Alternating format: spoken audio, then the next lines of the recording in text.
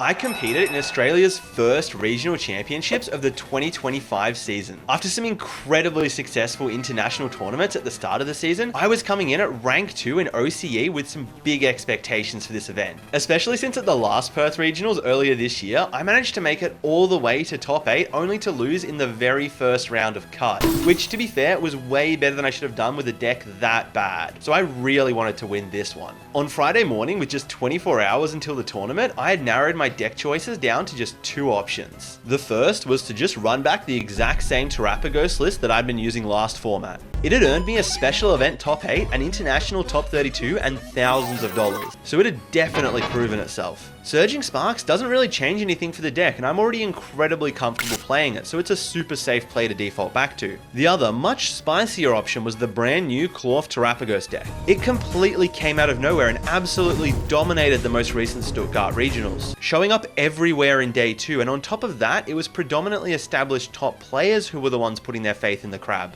I had been testing Robin Schultz's top 8 list and thought it was extremely well positioned in the meta, but I also had a feeling that I wasn't the only one thinking this. I made the call that I would spend the majority of Friday testing the Clorf Terrapagos versus Terrapagos Dust Noir matchup. If Terrapagos Dust Noir was winning, then I'd play that. It's an easy comfort pick and would be favourable into what I expected to be one of the most popular decks. However, if I found it to be unfavourable, then I would just be locking in Clorf and relying on my own skill to win the mirror match. I'm pretty confident I can do that. After a few hours of dedicated testing, what I found is that when Terrapagos goes first, it plays out like the majority of 2-prize beat stick matchups. Clorf really struggles to get going without benching multiple 2-prize liabilities. When Terrapagos is going second, yeah, you can randomly lose to the donk some games, but that shouldn't happen most of the time. However, they will most likely take the first 2 prizes. If this happens, it's still alright and you have options. By taking 2 in response, you'll go down to 4-4 in prizes, and if they take 2 here, it can sometimes be tricky to piece together, but you can go for a Briar and Dust Noir play to take 4 prizes while only giving them 1, winning the game. On top of both of these clear lines, you almost always have an opportunity to try and brick the Clorf player. With a combination of Iono, using Vacuum on their Ancient Booster Capsule, and removing their Clorf and Stadium with Pidgeot's attack, since it does 100 damage with a double Turbo Energy, a poisoned Clorf will be KO'd going back into their turn, denying them from using Pheasantipity. A lot of the time, this is enough to just completely shut them down and brick their hand. All of this, coupled with generally feeling way more in control of the game when playing on the Terrapagos Dust Noir side, led me to locking in the Turtle with the exact same 60 for a 3rd tournament in a row. But let me know down in the comments what you would have chosen to go with. Play the classic 60 that you've already had so much success with, or try out the brand new spicy deck that's just popped up on everyone's radar. It's the day of the tournament and there are 318 players in the Masters Division for TCG. This is the biggest Perth Regionals has ever been, which means that in day 1 there will be 8 rounds, and anyone who does well enough will play an additional 2 rounds of Swiss on day 2. The threshold for making day 2 actually changed just a couple of weeks ago. Previously, you would have needed 18 match points, which was a record of 6 wins and 2 losses. But now, 16 match points is sufficient for day 2, which means 5 wins, 2 losses, and a tie will make it. In my opinion, this is just a great way to let more people play more Pokemon, so I'm all for it. Round 1, and I'm up against the Terrapagos Dust Noir Mirror. I win the coin flip and get to go first, so we're looking good. I managed to just run him over and win an easy game 1. But in the second game, I'm basically on the back foot from the get-go. I do manage to work my way back into it, and we eventually reach an endgame board state where I have a damaged Terrapagos. I thought about attacking with my Pidgeot to discard the Stadium and clean off my injured Turtle, but this would mean that I'd have a really hard time winning the game on the following turn if I got Iono. And to be honest, the odds of him actually having game were pretty low. But he did, so we move on to game 3. I set up cleanly and develop a basically unbeatable checkmate with Regidrago V-Star, Pidgeot EX, and Pheasantipity EX, netting me a win for round 1 of the tournament. Round 2, and I'm up against Hayden Matthews. I can't believe I'm already paired against such a cracked player in just the second round. We've already played before at a couple of previous Australian regionals, but those have both been in day 2s near the end of the competition. He even managed to place top 4 at one of them last year in Brisbane. Hayden's playing this absolutely cooked Zard list. I managed to win game 1 by checkmating with Regidrago and Pidgeot. He takes out my Pidge, but it just means that I have game on board with Drago. Unfortunately, I lose game 2 as I'm not able to keep up with his strong start. And in game 3, we don't have heaps of time left. I set up on turn 1, but he Ionos me out of a playable hand. But then we both just kind of pass for a couple turns, neither of us really being able to get the engine going, and it ends in in a tie. I'm sitting at 1 win, 0 losses, and 1 tie, praying that I can catch a break in round 3. And then I pair Harry Shellcrass, another really strong player, who I have also played multiple times in Day 2s last season. He actually won the previous Brisbane Regionals this time last year, and he's on Regidrago V-Star with a Noivern tech. This is incredibly scary for me. If he gets this attack off, then I can't attach special energies, meaning that I basically can't attack. And even if I do already have one attached, he also plays Temple of Sinnoh. Thanks to the other effect of Noivern's attack, I can't play my own stadiums. So my only way to get rid of the Temple is with Lost Vacuum. In game 1, he goes first and gets off the Noivern turn 2 before I can attach a single energy, so it's pretty much over. I don't love my odds in this matchup, so I play it out to a line where I can pop multiple Dusknoirs and then attack with Blood Moon Ursaluna EX when he has just 1 prize left, since it won't require energy. But even though I do get there, it's not quite enough and he wins the first game. Now I'm going first and KO his only Regidrago V before it can evolve. To be completely honest, he really should have just scooped it up here since he is so insanely favored in game 3 going first. But the game drags on and I eventually snowball that initial lead and win the game. In game 3, he starts off by going for the Noivern line to lock me out, but there really isn't enough time for this to result in a win. So after he realizes this, he rips Kyurem to take 3 prizes, and on the last turn of time, it comes down to a coin flip on a Alolan Exeggutor EX. I call over the judge and get him to do it because I think that'd be funny. If it comes up heads, we tie. If it comes up tails, I lose. And it's a heads! I stay undefeated. Would you believe me if I told you that I paired another really solid player in round 4 despite being at such a rough record? I actually played Corey at Worlds back in Yokohama, and today he's playing Charizard to Terapagos. All of my mates are running into brand new players at their very first tournament, and I'm just fighting for my life out here. In game 1, I'm just not able to slow him down, and he sets up a board that I cannot deal with. Game 2 has an equally difficult start for me, but I'm able to make a huge comeback where I've got 4 prizes left to his 1. Luckily for me, he has liabilities on the bench. I counter catcher up Fezandipity EX and Iono him to 1, taking 2 prizes with Blood Moon Ursaluna. And because of my Curly Wall Buffalons, it essentially has 320 HP and can't be return KO'd by his 300 damage Charizard. He needs to find boss for game, and if he doesn't, I'll just quick search for my own boss and win the game. He doesn't find it and I'm still in this. But at the start of game 3, I'm just draw passing as fast as I can to try and find anything to get the engine going. However, he makes a misplay where he forgets that Fan Rotom needs a stadium to attack, which allows me back into the game. Of course, I decide to return the favor and make my own enormous misplay.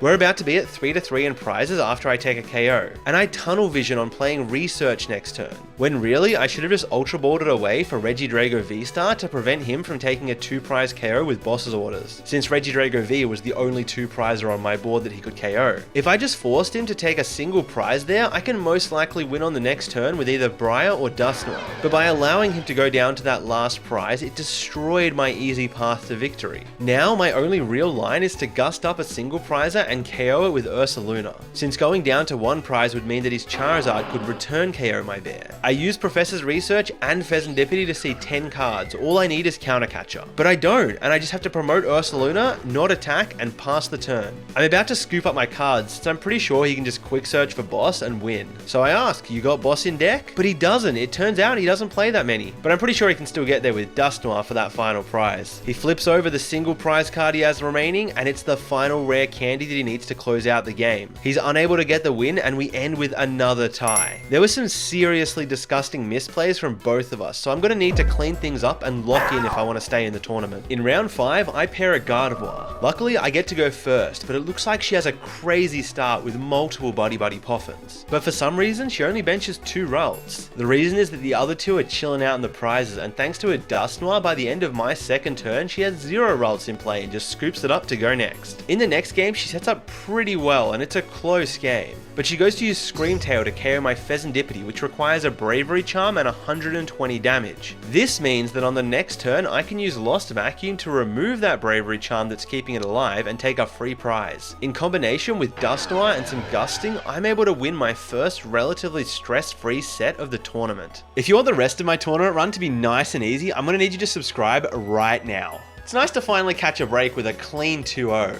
I wonder who I'm playing against in round 6. Akira Kurosaki? This bloke won the Champions League in Sapporo earlier this year, one of the biggest tournaments of all time. And it wasn't just a fluke, because he followed it up with a top 64 at Worlds right after. How do I keep pairing these players? I've only got 9 match points. You didn't subscribe, did you? Alright, this tournament isn't going to be easy, but can you just do it anyway? He's on Miraidon, the same deck that he used to win that Champions League.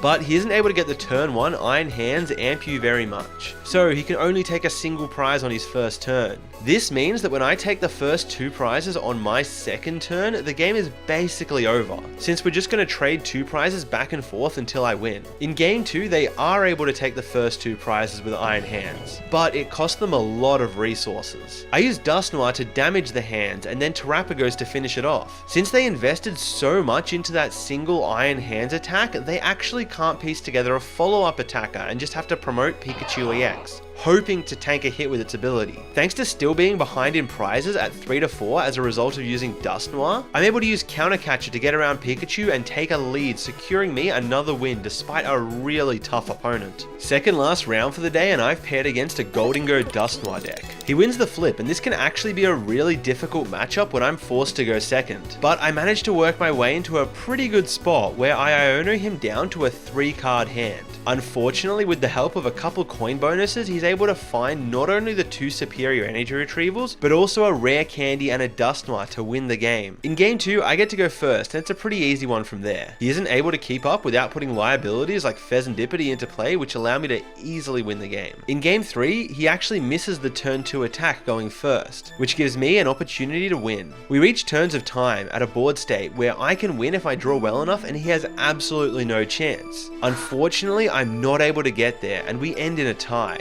This means that I have no choice other than to win my next round if I want to make it into day 2 of the tournament. It's time for the final round of day 1, and I'm absolutely exhausted. Fortunately, I'm up against a Roaring Moon EX deck, which I am really confident into. But in game 1, my hand is not looking too hot. I've got a Turtle in the active, nothing on the bench, and I just attach a double Turbo Energy and pass the turn. He sets up a few guys, but just attaches Dark Energy to Baby Roaring Moon. I draw for turn, still absolutely nothing.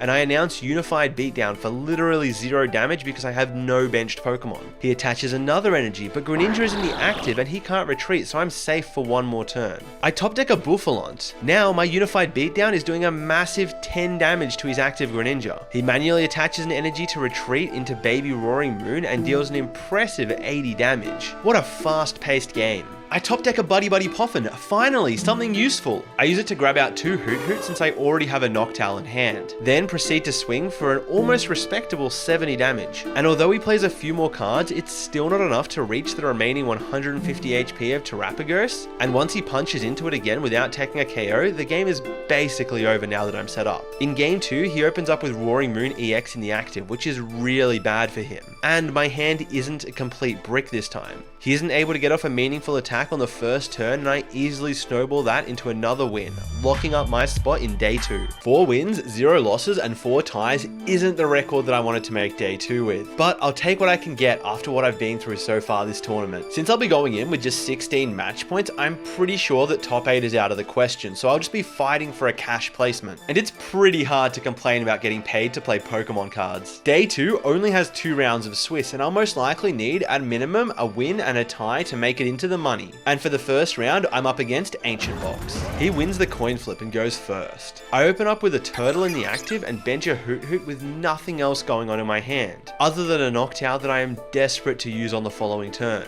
But he finds the Iron Bundle, allowing him to take the KO on my lone Hoot Hoot, cutting off my engine before I can get anything going. I do have a couple opportunities to make it back into the game by removing multiple powered up attackers at once, which could lead to a solid win condition. But I kept coming up just 1 card short each turn, and eventually he closes out the game. In game 2, we go back and forth, and near the end of it, he takes a KO on my Terapagos with his Koraidon, hitting for weakness and easily one-shotting it. However, if I don't get rid of this Koraidon, it won't be able to attack on the following turn.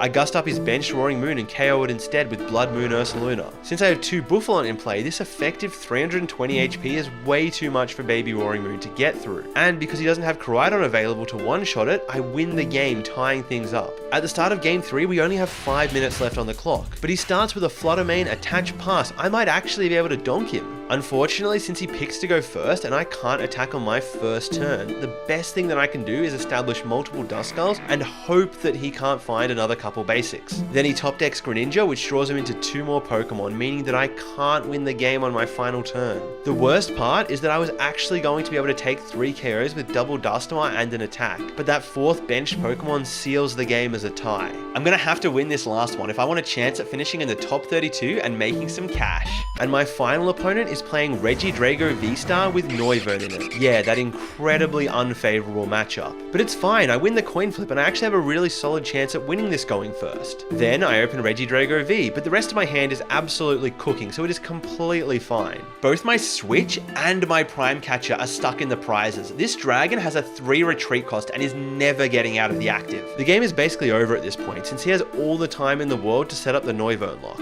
In game 2, I get another chance at going first, and this time I actually play the game, taking the first 2 prizes and snowballing that lead into a win. Now for the hard part. I'm gonna have to beat Regidrago V-Star with Noivern, going second as Terapagos if I want that cash. And he bricks! I win the final game without him announcing a single attack. Legitimately a miracle. My run ends with 5 wins, 0 losses, and 5 ties. While I did technically go undefeated, it's really not in the way that I would have liked. But it was enough for me to finish 29th place and lock up a couple booster boxes and $1,000 in cash prizing, so I really can't complain. And Australia as a whole didn't actually perform that well, with 3 of the top 4 being Japanese players. As much as I'd love an Australian dub, this does mean that I've further extended my 2nd place lead in the rankings. Sitting right behind Mr. Worldwide Brent Tonneson, who's been to pretty much every regionals so far this season, so there's no chance I'm catching up to him. Seriously though, I do need to work on playing faster, scooping earlier, and just trying harder to close out sets before time gets called. I feel like the main issue is that I just see so many lines, and I can always think of a creative way out of a losing game, even if the odds are pretty low. Anyway, that's 3 back-to-back-to-back huge finishes for my Terapagos Regidrago deck. I don't have any more major tournaments left in this format, so I doubt that I'll play it again, but if you haven't already, you should seriously give it a crack. I'll catch you in the next one.